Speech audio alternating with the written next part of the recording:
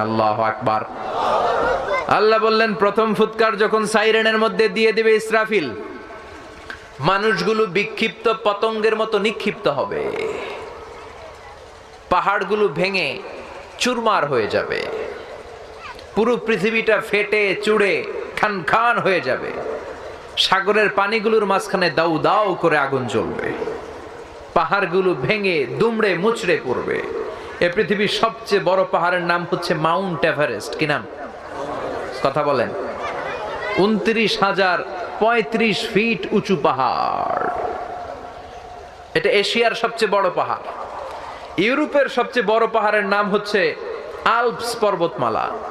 আমেরিকার সবচেয়ে বড় পাহাড়ের নাম Alaska, Alaska mountain range, Alaska পর্বতমালা। আরব বিশ্বের বিশাল এক পাহাড় হচ্ছে তুর পাহাড়। কোরআনে তুর পাহাড়ের কথা আছে না নাই?